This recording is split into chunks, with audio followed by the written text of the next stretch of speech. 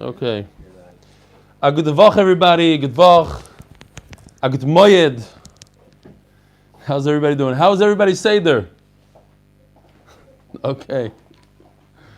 Yivaldik. Did you get the big screen working, Eli? No, not yet. I need you to come over. Sneak in. Chas v'shalom. Chas v'shalom. It's not worth it. It's not worth it. No screen today. No screen. We'll do it from far. All right. Anyway, we had a beautiful davening on the porch. It was unbelievable. And I don't know if I mentioned it. I had this great idea that I mentioned to some of my friends in the building during the shir that at 10:30 at night, Seder night, I want to go out to the porch and we'll sing Visham the Shweki style.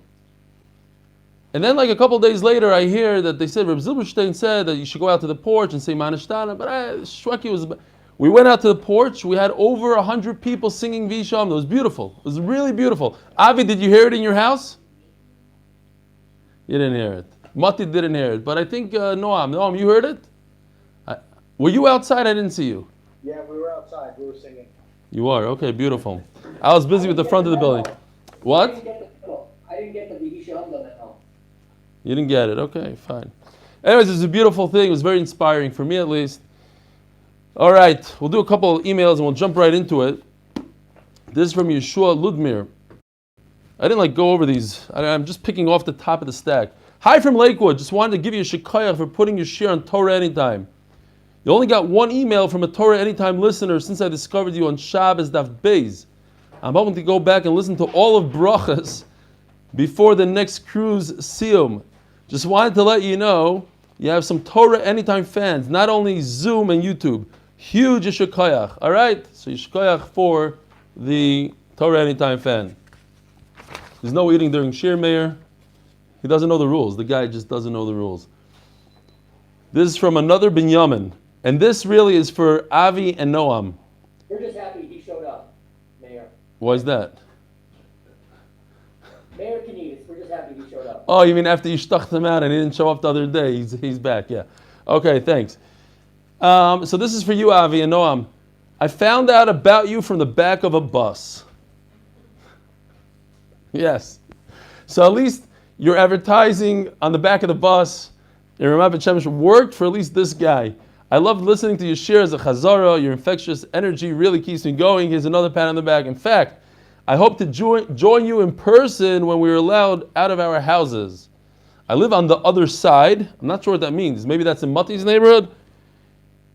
But listening to you really makes me want to be part of this amazing learning thing that you have going. It's so true what you say. The daf is the only constant that we have in our lives at the moment. And I wish you continued success and siyata d'shmaya in everything you do. All right, Yishkach Binyamin, we're looking forward to having you. If you actually come for live, then it'll be a big gain. A new live guy in the shit. I got 3 phone calls about hair transplants, Alex.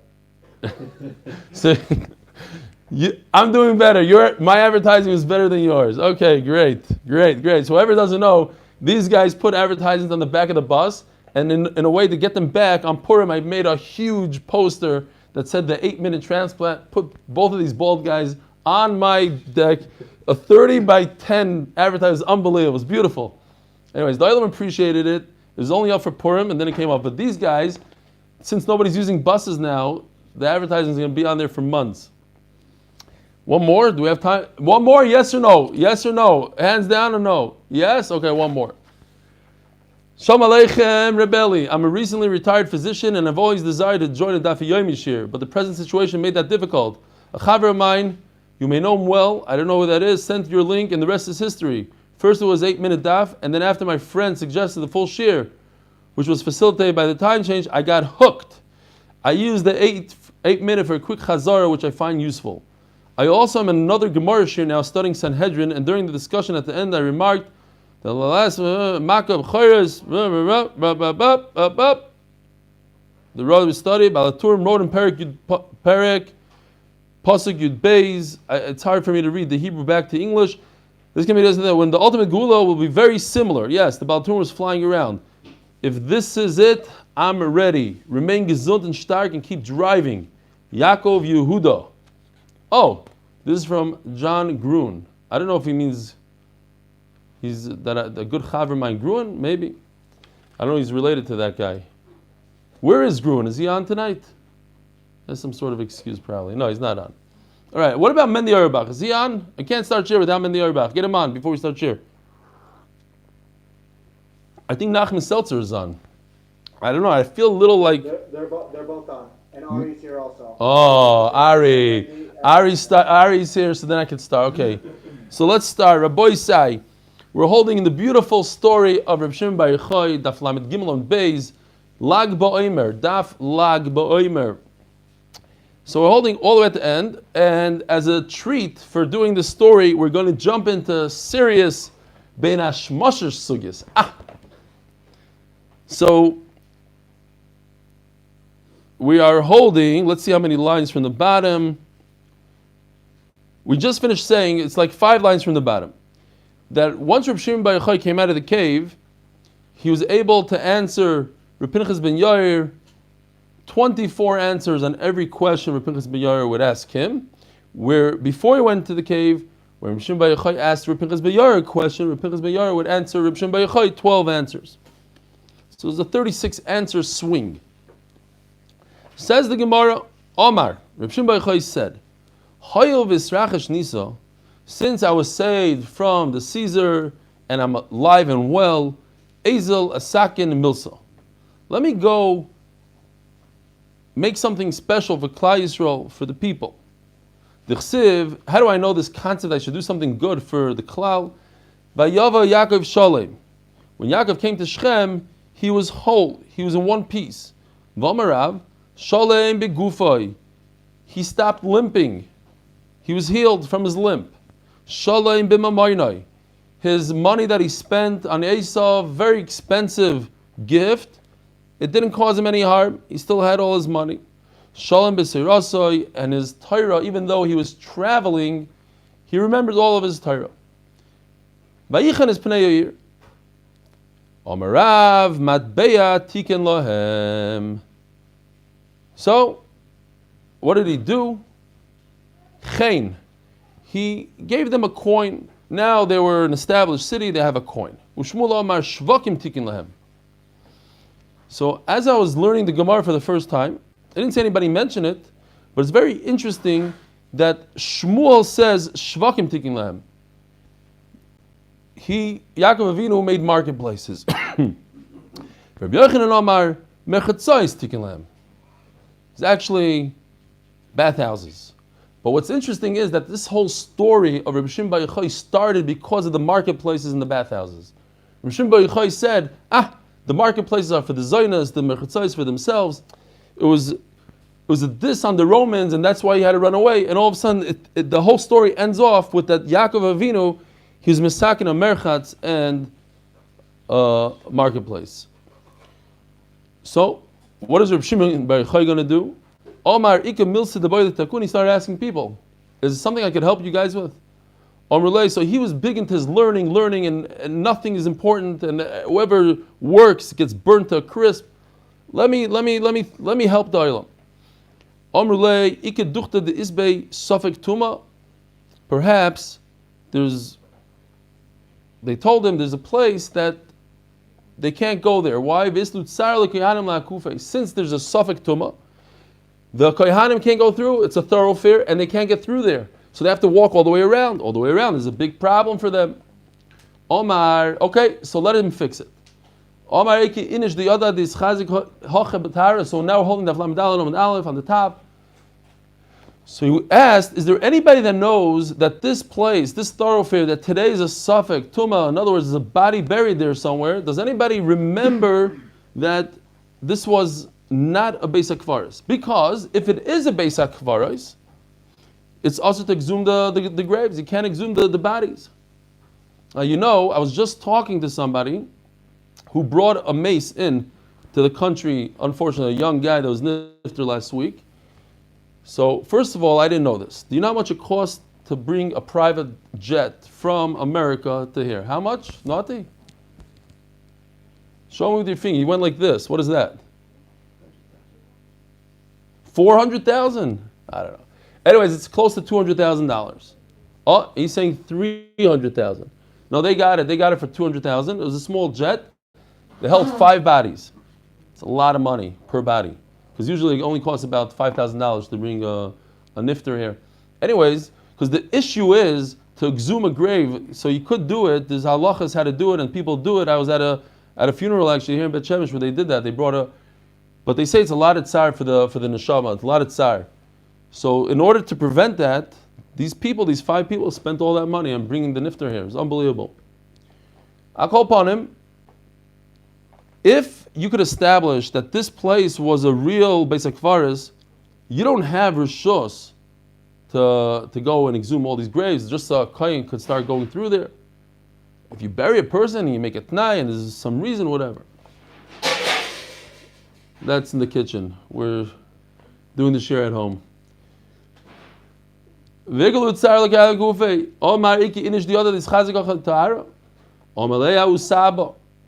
I said perhaps Usaba is Eliyahu Novi that came with Adasim. Great, maybe. But over here, Usaba cannot be Eliyahu Novi. Kankitzes ben Zakai Turmas et Truma. Turmas. These kind of beans. Is what's his name on? No, the guy that gave me the turmasin. He's not on today. Okay. Mr. Fetter, right? That's his name? Better. Yeah. He can't, okay.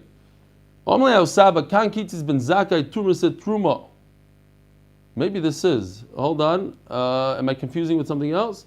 I'll call upon him. He said, Ben Zakai, who was a kohen himself, and he was doing truma. He was messing around with these turmasin right here. So it cannot be that this was a Beis HaKfaris X amount of years ago. I remember this. So Reb Shimon Bar Yochai took the turmasin, Avadiyu Nami Achi. He took turmasin, he started being kaitzitz. Kol heichad have a koshet tahare, anywhere that the ground was tough, tahare, he said it's tar. Kol heichad have a rafei tzaynei, and everywhere, so says Rashi, there was a nace.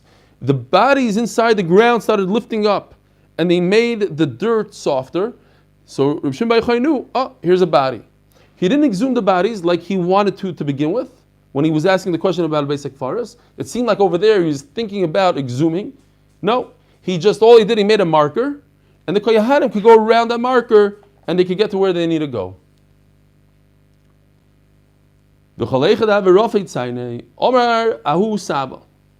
Oh, yes, it was that Saba. So this old man says, Tier ben Yechoy Beis HaKfaris. He was making fun of Reb Shimon Bar Yochai. Look at him. He went in there and he made the Beis HaKfaris star. What right does he have to do that? Amalei, Reb Shimon Bar Yochai answered him. Ilmalei hoyisei manu. Ilmalei lo yisei manu. You have to be goyers. If you weren't with us, vafilo yisei manu, v'lo nemneisei manu. Even if you were there, but you weren't one of us. Yafat oimer. Okay, great. You could say, what right does Reb Shimon Bar Yochai have to do this? Achshav sheyisei manu v'nemneisei manu. But now that you were with us, and you were counted as one of us, you were helping me achieve tahara here. Yoimru, this is a tremendous chil Hashem. Yoimru, Zoino is mefarkes ezu. A Zoino who is in tremendous competition with her friend, hates her friend, yet she'll braid her hair. Why? Because it'll create a better price or whatever the reason is. But she helps out her friend. Talmidei Chachamim like Holchkein. How could a Talmud Chacham talk to another Talmud Chacham like that? You're knocking the whole Talmud Chacham thing. And by you doing so, it's going to create a chalishus in Talmud Chachamim. And if somebody thought that I said a knock, Chas v'shalom on Reb Chaim Kanevsky the other day when I said that Reb Chaim Kanevsky says bua, and Hillel took all his time, it wasn't a knock. I have to be very clear. Saying, look at the Gilad Dori has no time at all. He sees hundreds of people, so he could barely say a word. He says bua. And Hillel Azakin was the Nasi. He took his time, was answering shtusim to this guy. Zog the Gemara, but chas v'shalom, if you try to knock a Talmud Chacham, Hashem Yirachim. Look what happens. Yoy be'enei, back to his old tricks, Reb Shimon Bar Yochai. He stared at him, he looked at him, v'noch nafshei, and that Saba died. So it could not be that is Eliyahu Navi.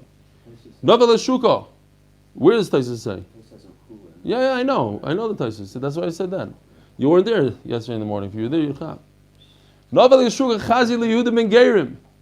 No, he's saying that Taisus says that sometimes Ahu Sab is Elianovi. It's not always. Everywhere what? He says that everywhere says Ahu Sab is Elianovi, except this is the only kasha on that sheet, on this. What, this? Yeah. Oh, he brings this Taisus. So maybe he's saying Givaldi. He's saying that Taisus says brings this Gemara as being a kasha on that Yisoid of Ahu Sab. Are you sure? Yeah. Okay, but not everybody agrees with Taisus. There's a lot that say that Ahu Sab doesn't mean. But yeah, according to Taisus. I have to see that Taisus inside then. This thing, this Lamadal, beautiful. Okay. Yoimu, okay, fine. Naval Yeshuka. So Rishim Bachai goes out. Chazi Yehuda Ben Gerim. All of a sudden he bumps into Yehuda Ben Gerim. Yehuda Ben Gerim was the original person that said over this story to people, and it got to the Romans, and that's why Rishim Bachai had to go into the cave. Omar Adayin Yesh Lezeh Ba'ilam. This guy's still alive. I thought HaKadosh Baruch Hu took care of him. He looked at him and he became a pile of bones. In other words, according to Taisus that we said over there that Yehuda Ben Gerim was a chashuv person who was even a Tana. Great, but according to others, then it makes sense. According to others, he was a bad guy. He went directly, according to some Rishonim, he went directly to the Romans, and therefore he was punished. Says the Heilige Mishnah. Shloisha dvarim tzarich adam loyim sich beisav erev Shabbos. Let's see. Where's my thing? I have to do this shtick every single time. No.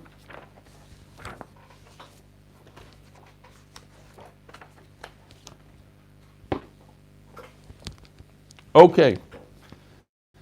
Shloisha dvarim tzarich adam loyim sich beisav erev Shabbos m'chasheicha. You have to say three things to your family. Isartem, did you take meiser off the fruits? Eraftem, did you make an eruv, chatzeros, and the techumim? So eruv chatzeros is, in America by the way, they made an eruv tafshilim, not in the Mishnah. Eruv chatzeros is if you live in a house that's open to a yard, and you want to use this yard on Shabbos, so Chum instituted that you have to put a bread, you have to have a Suda, so now it's as if they're all shutfim in this yard, and you could use the yard on Shabbos. That's Erev Chatzeros. Erev Tchumim is that on Shabbos you're only allowed to walk 2,000 amma from your house. So what you do is you put down a meal 2,000 ammas away, and now this becomes your kind of shvisa, this becomes your new home, and from that place on, you have 2,000 amma. You have additional 2,000 amma for a total of 4,000. So Memela, you could go from here. If you look over here, you cannot go any more 2,000 ammas because what happens is this becomes your center, and you can go 2,000 ammas in each direction. We don't care about your house, and from here you can't go any further. What? Nah, that's not how it works. Can't play games like that. All right. Isartem iraftem hadliku is haner. The third thing, it's not a question. The third thing he's telling them because he could see if there's a candle or not a candle. So he tells his wife, "I want you to light candles. It's time to light candles." Now Rashi points out here that the Mishnah says im chasheicha, as it gets dark. Right before it gets dark. Why not 10 o'clock in the morning? Ask your wife, did you take meiser? Did you do eruv? Says Rashi, because people procrastinate. So I want to go all the way to the end. Right before the end, she won't be able to say, "Oh, I have time." She'll have to do it right then and there. So it's a very interesting psychology here. Suffolk chasheicha, Suffolk gen chasheicha. Once it's bain hashmashot, and now we're going to go into a whole sugya of what bain hashmashot means. It's Suffolk chashech, it's Suffolk the next night, Suffolk daytime. So you cannot take meiser from tevel, something that's 100% needs meiser. You can't do that. And you can't put a kli in the mikvah. What kind of kli are we talking about? We're talking about kli that's tameh. You can't put it in the mikveh. Why? Because it looks like you are fixing a kli. You're mesakemana. You're not allowed to fix a kli on Shabbos. This kli is broken halachically. It has tuma, and now you just got rid of the tuma. Bain madlikin es haneiros. Now, certainly, this is a kolshkein. If you can't do a tvilas kli, certainly you cannot light a candle because you might be over dairaisa on bain hashmashot, which is a Suffolk dairaisa. It might be Shabbos already. Aval ma'aser misadmai. If you bought fruit from an amaretz, you are able to take meiser. Why? Because we assume that most amaratzim are taking trumas and meisers, and therefore, most likely there was meiser here. So, on the Suffolk, you're allowed to take it. Arvim, and you're allowed to make an eruv during bain hashmashos, during the Suffolk time. V'toimnim es hachamin, and you're allowed to bury hot food. The Gemara is going to explain everything. How do we know that you have to ask your family these three things? Omer Rabbi Yeshua ben Levi, according to Marsha in Rashi, Omer Rabbi Yeshua ben Levi, Omer Kro v'yodata ki shalom halecha. So you stop. Ki shalom halecha, this peace in your house, this shalom bayis. And what's shalom bayis? The candle. Uvakato novecha, and make sure that your house is okay, meaning you have eruv chatzeros. B'lo sechta, you're not going to sin, you're not going to eat food that's tevel. Omar Rabbo barav huna. Afagav do Omar Rabbanon shloisha dvarim tzachadam lemer b'sich beisai. Tzorach lemrimnu. Rabbi say, listen to this. This is extremely important. This is for me. This is where I go wrong. But in case you want to listen also, you have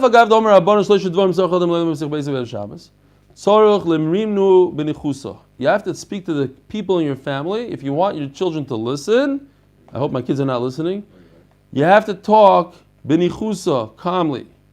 Here comes my daughter to make sure that I'm actually saying this. She's laughing. If you want somebody to accept something from you, you say it benachas. Or you could go, why don't you listen to me? I told you 45 times. What's wrong with you? You could do that, or you could do the other one. Omer Avashi. I know the Shemili hold the Rabbi Ravuna. I never heard it. This Gemara would have been helpful yesterday before this air. We're a little off, but listen, we have a lot of quarantine, and some of you, not me, but some of you have a lot of 8-year-olds and 7-year-olds and ADD kids and all that stuff. And you can take it from here on out. Yosef is laughing. I don't know why. Listen to this. I'm not a big genius. I didn't go to yeshiva. I didn't hear this. It's common sense, says Ravashi. I don't need anybody to tell me. Common sense. You want somebody to listen to you? You say it calmly. You don't want them to listen to you? You yell at them. It's just as simple as that. So now the Gemara goes back to the question. You have to say this before nighttime, before there's a suffix, before bain hashmashot. Im chashecha in suffix chashecha, suffix any chashecha lai. But once it's bain hashmashot, you don't tell your family to do the three things. And what are the three things? One of them is eruv, meiser, eruv, and ner. But one of them is eruv.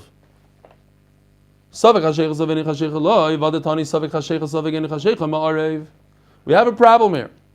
It says you should remind your family to make an eruv before nighttime, and then it says, but if it became nighttime, if it's already suffix, it's already in bain hashmashos, then you can make an eruv.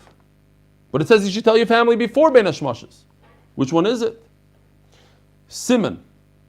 Now, on the side over here in the Gilyon Hashas, it says, I think it's the Gilyon Hashas, no, Hagoyes V'tziyunim, it says that this simon means that Reb Abba Omar Reb Chia Bar Ashi Omar Rav. So that these people, Reb Abba Omar Reb Chia Bar Ashi Omar Rav, all over Shabbos, Masechta Shabbos, he says a few things. Now he says, it's on Daf Ayin Gimel and Kuf Zayin and Kuf Yud Gimel, nothing to do with our sugya. One of them is here in our sugya, and that's this. His teretz is here. So the Gemara gives siman, bigufei, meaning bigufia, our sugya, the gufa sugya, our sugya. Zimra, sipra, bechavla, the milsa. These are the other places in Masechta Shabbos that he says something. It's very interesting. And that's the gufia that's right here, not a kasha. Kan be'eruv tchumen, kan be'eruv chatzeros. So now, eruv tchumim, to do this, where were we before? This has a smacht in the pasuk. It's better in the Rabbana, but it has some sort of connection to the Torah. So it's more chamor. You have to tell your family to do this before bain hashmashot. But the other one, the Eruv Chatzeros, where was that? This doesn't have any makar in the Torah, and therefore you could do this even bain hashmashot. That's his teretz. Now, in the Mishnah though, Rashi points out that you tell your family to do both. Why not? You're already telling them to do Eruv Tchumim, so you could stick in Eruv Chatzeros. You'll stick in also Erev Tafshilim probably if you live in America, whatever. This year. Fine. V'amarava. Armor lo shnayim tzeva arev aleinu. Interesting case. What the Gemara wants to show here is that one person takes two actions, and we're using bain hashmashos as Friday, and at the same time, the same person is going to use bain hashmashos as Shabbos. It's a contradiction in one person, yet it works. So what's the answer to that? The answer to that is going to be that bain hashmashos is both. It could act as both. And that's the sugi. This is the sugi of bain hashmashos.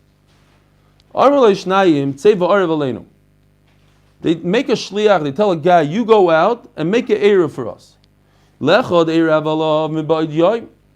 One of the two people. Now, we have to know your side for this whole sequence, is that the eruv has to be an eruv as Shabbos comes in. It has to at least be there. You can't do an eruv on Thursday and then eat up your eruv, your bread, and say, oh, I made an eruv. It has to be an eruv when it's already Shabbos. You set aside the meal before Shabbos, and at least for a moment during Shabbos, it has to be an eruv. So, two different people tell Reuven, you have Shimon and Levi that tell Reuven, hey Reuven, can you please make an eruv for us? So he makes it for them at different times. One of the people, let's say for Shimon, he does the eruv on Friday well before sundown. And for the other one, he did an eruv when it's already, that's Suffolk. It's the sun went down already. The sun started going down.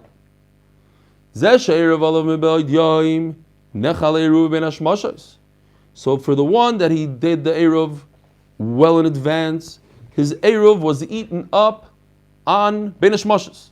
There's no more eruv throughout the whole bain hashmashos. A little part of bain hashmashos there was an eruv, and then a dog came and ate it up. Now, if bain hashmashos is considered Shabbos already, then it's a good eruv. If bain hashmashos is considered Friday, it's not a good eruv because he never had an eruv that was there on Shabbos.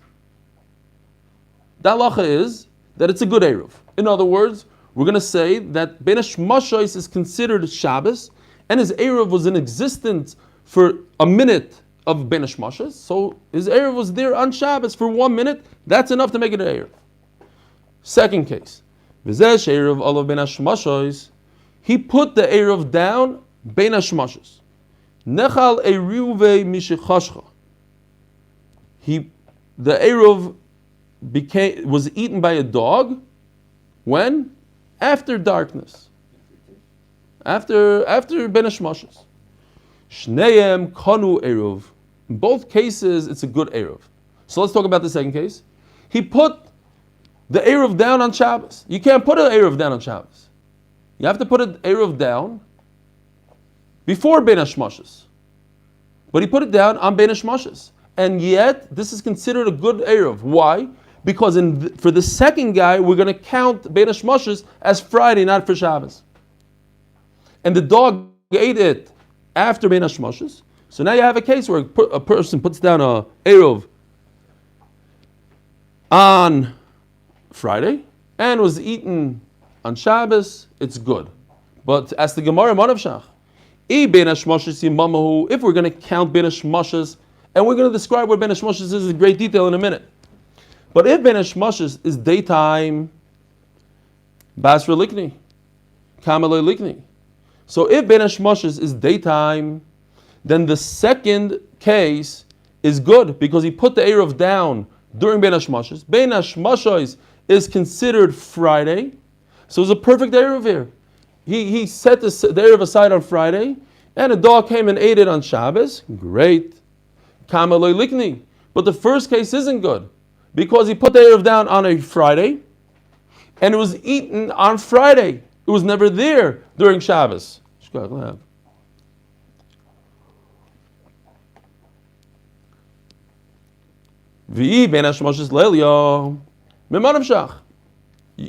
How could you dance on both chasanas? If bain hashmashos is considered nighttime, kamal likni, then it's perfect. He set the Eruv on Friday, and it was in bain hashmashos for a minute, and then it was eaten by a dog during bain hashmashos, but it's a good Eruv. Basra lo likni, it was never there.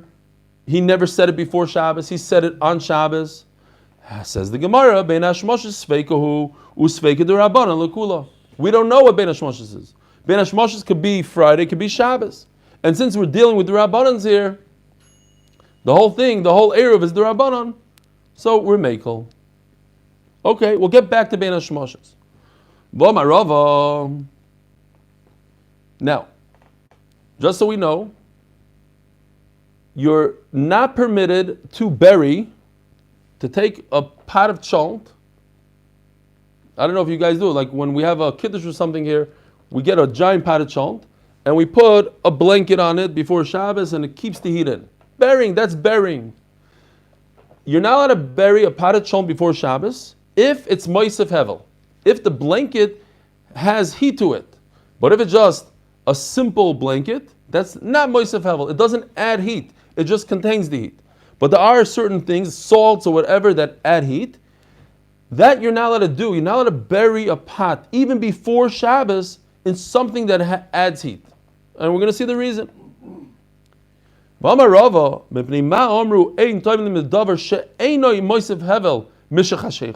But once it becomes Shabbos, I cannot put a blanket on. That's not moisef hevel. It doesn't add anything, no heat at all. But since it's already Shabbos, I can't cover my pot with a blanket. Because when you're going to go over to the pot, you're going to see that there's no heat. Something went wrong with your cholent. So now you're going to start making a commotion. You're going to start being Mechal Shabbos to get it going. So I said it's also for you to cover it with a blanket, to insulate it. So then you shouldn't be able to do this. Bain hashmashos. It says in the Mishnah. Look what it says in the Mishnah. The last words in the Mishnah. V'toimnim esachamim. Bain hashmashos. You could bury it. You could insulate your chamin. You know the Sfardim called cholent chamin. Ma. Menachem. Somebody gave Menachem the unmute. What is going on here, Rabbi Yisai?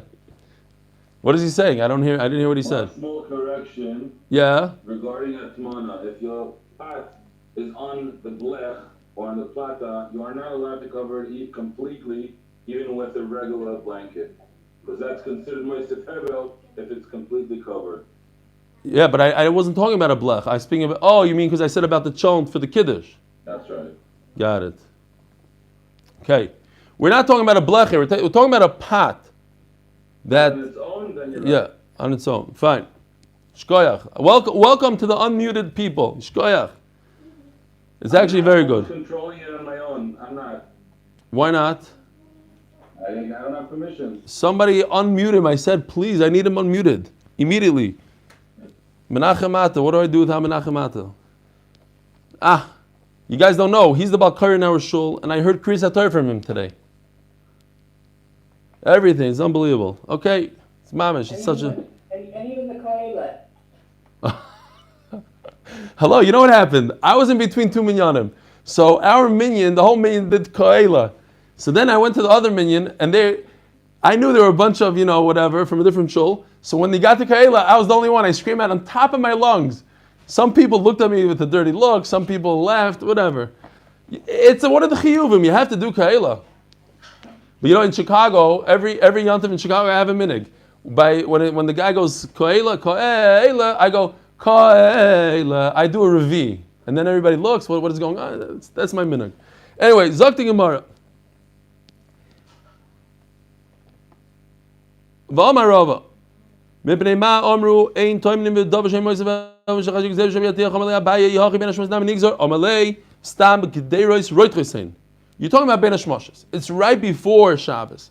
So most likely, the pot is going to be hot, and we don't have an issue. Fine. V'amar Rava. Daf lamedalon beis. Mipnei ma omru ein toimnim v'dovar hamoisev hevel. So why can't you, let's go back to that halacha, why can't you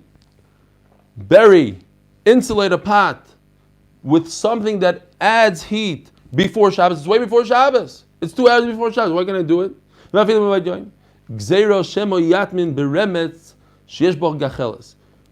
you're going to bury it with ash that has coals, and that's what we're worried about. Who cares? Let him do it. It's before Shabbos.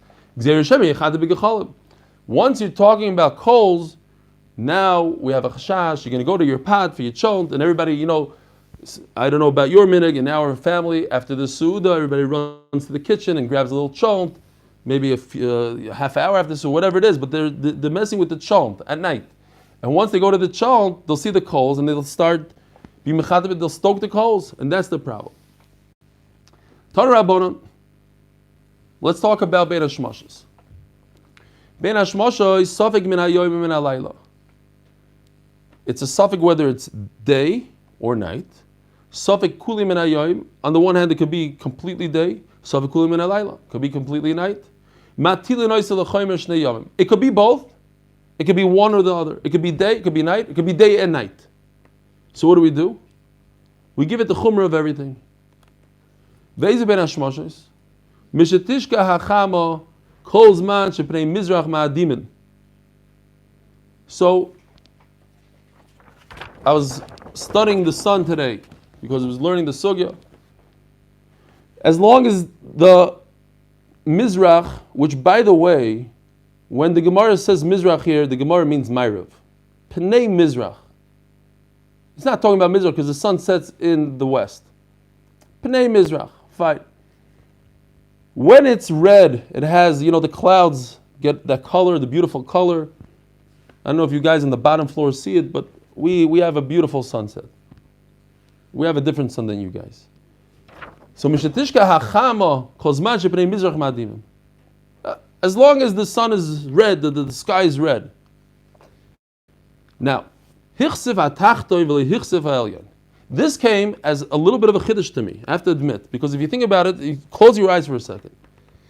As the sun is setting, what does your natural instinct tell you?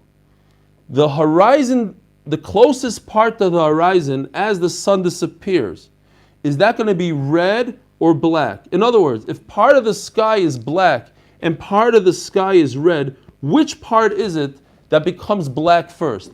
The part that's closest to the horizon, where the sun just disappeared from, or the part further away from the sun? So your natural instinct is going to tell you that it becomes dark by the horizon, right where the sun disappeared. The closest part to the sun, sorry. The natural instinct is, what do you say? I don't know. What's my natural instinct now? I'm confused. I confuse myself. As the sun goes, so it should be light. Yeah, it should be light right next to the sun and dark away from the sun, right? That's natural. But that's not how it works. It's the exact reverse.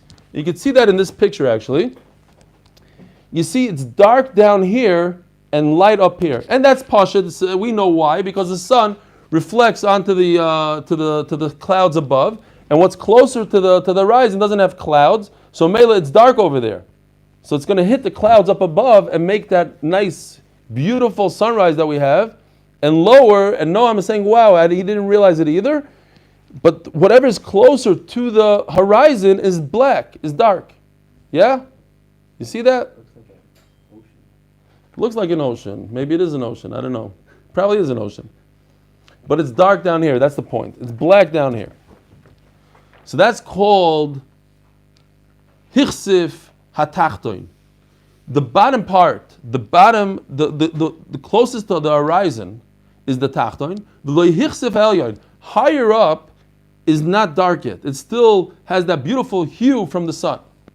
That's bain hashmashot. Okay, so the Gemara, the Brisa starts off talking about the sky being red, and then the Gemara talks about the Tachtoin being dark and the Elyon being red. The Gemara is going to say it's one thing really. Red means from the Tachtoin all the way to the Elyon. We'll see in a second. Mishatishka achamo. Yeah, did I say that? Mishatishka achamo kos bashvini mari madivim hichsef atachon hichsef Elyon bain hashmashot. Hichsef Elyon, but once the top level, like where the hour clouds are, say, is dark, v'hushvel atachton, and has the same color to the horizon, to the bottom part, zeu lailo. Divrei Rebbe Yehuda. This is Rebbe Yehuda. Rebbe Nechemia Omer, kadei sheyahalach adam mishatishka achamo chatzi mil. A mil is 2,000 amas. So to go, a lot of people say a mil takes 18 minutes to walk. So we say approximately 9 minutes. A half a mil, 9 minutes. So how long is bain hashmashot? 9 minutes, according to Rebbe Nechemia. Now, when I went to pull out my charts from Nida, because we learned the sugya Nida Daf Nun Gimel, my big problem was that it says right over here, it's Rebbe Yehuda. Rebbe Yehuda is the one that says 9 minutes. So the Rebbe Kiva Eger brings that sugya as a problem. It actually is a problem. And then we had, you remember? You don't remember? We had Rebbe Yossi, Keher. It's like the blink of an eye. It happens all the way at the end. Fine. Let's see inside. It's a 9-minute period. Approximately. Rebbe Yossi Omer ben hashmashos keherefayim. It's not even a second. Zenichnas v'zeyoytze. Nobody knows when it is. Omar Mar. So going back to what we said a second ago, ben hashmashos could be 2 days. And l'chumra. L'ma yilchazo. Where's the nafkamina? Omar Avuna b'reder Yeshua linyan tuma. So first of all, tuma is referring to a zav. A zav has an emission. If he has one emission, going back to Nida here, one emission, he's no worse than a Balkari. So he goes to the mikvah, Erev Shemesh, whatever. If he has 2 emissions, it doesn't matter when. By a man is different than a woman. A man could have 2 emissions in one day, back to back, but there was a hefsek in between them. Then he's tamei. Tamei means he has to wait 7 days to become tar. But if he has 3 emissions, they could be all in one day, or they could be in consecutive days, but you can't have a day in between. A person that has 2 emissions, he can't have one on Sunday and one on Tuesday. You can have one on Sunday and the second one on Sunday, and he can have one on Sunday and the second one on Monday. But he can't have a whole day in between, then he's not a zav. Then it'll be like the Balkari. If he has 3 emissions, again, either all 3 in one day, every hour on the hour he has an emission, so he's a zav gomer, and he has to bring a carbon. In addition to being a zav that has 2 emissions, he also has to bring a carbon out. So wait 7 days for Tara and a carbon. If he had it in 3 consecutive days, Sunday, Monday, Tuesday, I don't know why Noam was just smiling at me. Sunday, Monday, Tuesday, I'm looking at you, Noam, you don't chap, you're right there. Be careful. Sunday, Monday, Tuesday is also 3 emissions, he's a zav gomer, he has to bring a carbon. So it's very, very simple, Rabbi side. Here, you have here Sunday, Monday, Tuesday. And these pentagons are, just because I didn't find the circle, these are his re'iyos. So if a guy has 2 re'iyos on the night, Sunday night, ben hashmashos, and on Monday night, ben hashmashos, we could do different things here. Either By the way, one re'iyah that spans 2 days is 2 re'iyahs. So this guy could be either a zav gomer, in other words, he has to bring a carbon because he had a re'iyah on Sunday and Monday, and he also had a re'iyah on Monday and Tuesday. That one re'iyah counts for 2. So he actually had 4-day re'iyahs. So at least he had 3 re'iyahs here. Yeah? Even though he only had 2 re'iyahs, but one re'iyah counts as 2 re'iyahs if it spans 2 days. So since his re'iyah started on Sunday night and went into Monday morning, meaning Monday evening, Sunday night, let's say today, when's Shkia today? 7:40. So let's say he had a re'iyah at 7:45, whenever bain hashmashot is, and it went, and 7:45 is Sunday and Monday, because bain hashmashot could be both. So he had 2 re'iyahs. And then on Monday, he also had a re'iyah on bain hashmashot. One re'iyah counts as 2. It's as if he had a re'iyah on Tuesday as well. So this guy is a Tomei Gomer. On the other hand, it's possible that bain hashmashot is the following day. So when he had a re'iyah over here, he only had a re'iyah on Tuesday. And the re'iyah over here is possible that it belongs to the day before. So he only had a re'iyah on Sunday. So this guy had a day in between with no re'iyahs.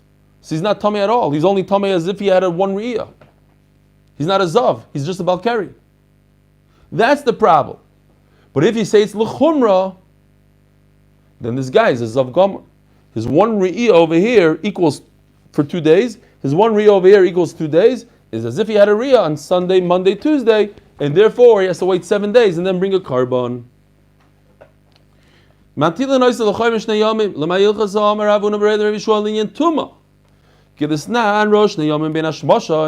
saw his re'iyah on 2 days during bain hashmashot, Suffolk tuma or carbon. Therefore, he's Suffolk tamei, and he has to bring a carbon with Suffolk.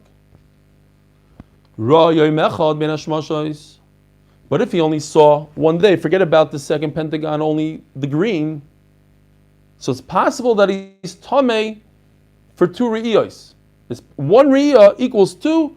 It's possible that he saw on Sunday and Monday, and therefore he doesn't have to bring a carbon, but he has to wait 7 days. It's also possible that he doesn't have to wait 7 days. He can go to the mikveh that same night. Erev Shemesh. So maybe it's a Suffolk tuma. What are you doing in your Suffolk tuma? You wait 7 days, because you're Suffolk. Haguf Akashya. Nu sugya. Amr seizu ben hashmashos mishetishka achama. Kolzman shepnei mizrach madimim. So going back to the first definition of what bain hashmashos is, we said, when the sky is red, that's bain hashmashos. And then all of a sudden the Gemara says, the Brisa says, well, the Gemara asked the question first, but basically the Brisa says 2 things. When the sky is red, and then the Brisa pauses for a millisecond and continues. When the bottom is black and the top is red, that's bain hashmashos. But when the whole thing is black, then it's already night. So ask the Gemara, if we just take the first part of the sentence, when the sky is red, meaning that when the bottom part is black, it's already night.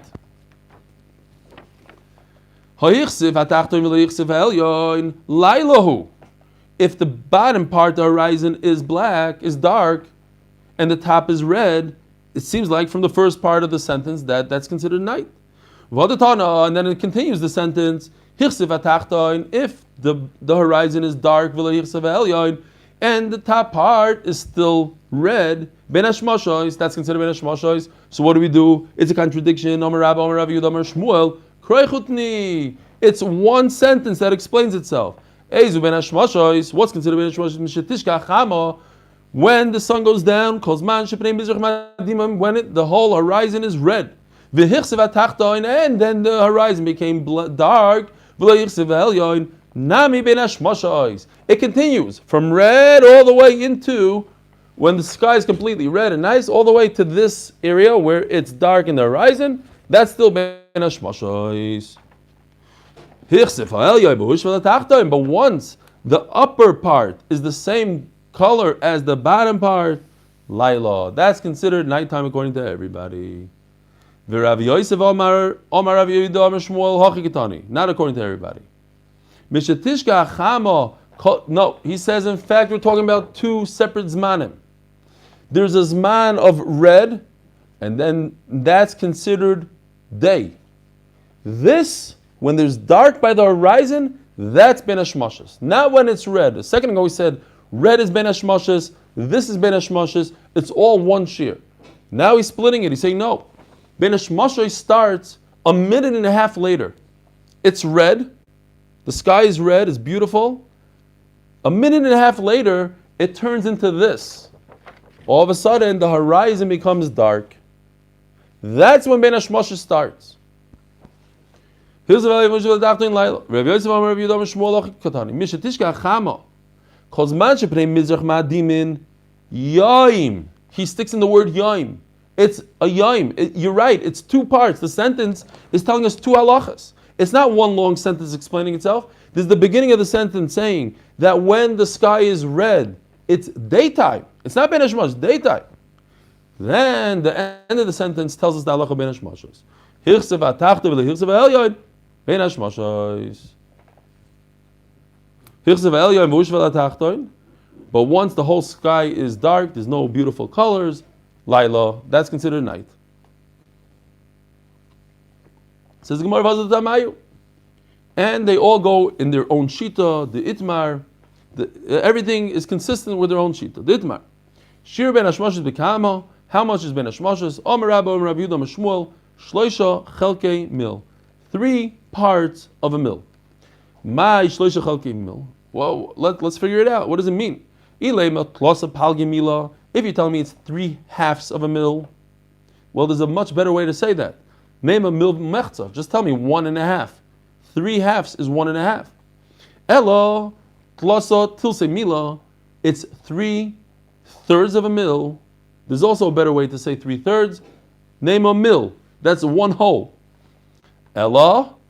Then common sense tells me when he says 3 parts, he means tlosa rive mila. It's 3/4. It's 3 parts of, basically it's the first fraction. Maybe. Elo tlosa rive mila. It's 3/4 of a mil. So he says 3/4. It's 2 parts of a mil. Let's figure this one out. If it's 2 halves, lema mil, that's 1 whole. If it's 2 quarters, lema chatzi mil. Just say a half. Elo trei tilte mila mil, trei tilte mil. It's 2/3. So what's the difference between 2/3 and 3/4? Palga de danka. Danka is a 1/6. A half of a 1/6 is a 1/12. So the difference between the two of them is a 1/12, approximately 1.5 minutes. Yeah, I don't know. Do the math quickly. If a half a mil is 9 minutes, and that's 6. Okay, Meir says, yeah, he's very good at math. It's 1.5 minutes. All right, that's it. Have a good tevach, a mazdik tevach, a good moyed. We should say something to him. What? El, you may want to point out Yeah. this last figure is also the famous Shitas Rabbeinu Tam, yeah? The 72, and this. Okay, It all starts here. we'll have Rabbi Schoenberg give us a little. He's the mumchen that he gave us last time when it came to. Also, Yeah. there's also, people want to know, got a few requests, they want to know what flavor is the Patron in the cabinet, because they want to know if it's kosher l'Pesach. This. It's the only one that's kosher l'Pesach. Show them the kosher l'Pesach in the back, It says over here, kosher l'Pesach. So what's the flavor? Which flavor is it? What flavor is this? Silver, regular tequila. I don't know. I didn't taste it. I don't know. One last point. Mayor, what does this taste like? They want to know what this tastes like. Yeah. By the way, we had 3 of these, but we don't have any more. We don't have 3 anymore. Yeah. What are you saying? Tomorrow's the bris for Gertie's baby. He asked if we could say Kriya Shema for the baby. Right now, we should say Kriya Shema for Gerzy's baby. Oh, David Gerzy's on. Here's the baby. All right. So let's say, you know what? So, turn off the YouTube. We're going to say Kriya Shema for David.